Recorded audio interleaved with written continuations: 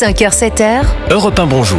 À 7h moins le quart, la revue de presse internationale sur Europe 1 nous conduit d'abord en Espagne. Bonjour Anaïs Cordoba. Bonjour. Vous êtes à Madrid pour Europe 1. Anaïs, de quoi parlent les médias espagnols ? De la première restitution d'une œuvre d'art pillée par le régime franquiste. Comme le décrit El País, dans une cérémonie officielle et publique, le ministre de la Culture espagnol a restitué un célèbre portrait du peintre Manuel Orreda à son propriétaire, une fondation culturelle qui avait été déclarée illégale par le régime de Franco en 1940. C'est la première restitution d'une longue série. Comme le rappelle El Mundo, le ministère de la Culture espagnol a recensé au mois de juin plus de 5000 œuvres pillées par la dictature franquiste. Il a promis de les restituer en vertu de la loi de mémoire démocratique votée en 2022.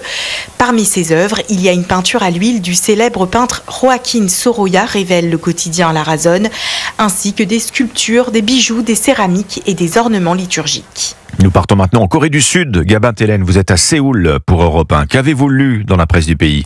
À la une de la presse ici, c'est l'arrestation du président Yoon Suk-yeol. L'agence Yonhap nous rappelle que le bureau d'enquête sur la corruption des hauts fonctionnaires, le CIO, a arrêté Yoon à 10h33 du matin mercredi. Le président démis de ses fonctions est accusé d'avoir commis un crime d'insurrection en instaurant la loi martiale le 3 décembre dernier, rappelle le Korea Herald. Yoon devient le premier président sud-coréen en exercice à être arrêté, comme titre le Jungang Daily. Les enquêteurs ont 48 heures pour l'interroger avant de le libérer ou de déposer un mandat pour prolonger sa garde à vue, rappelle le Korea Times. Nous sommes enfin en Argentine. Ce matin, Flora Genoux, vous êtes à Buenos Aires pour Europe 1. À la une des journaux chez vous, cette actualité qui fait écho à la France.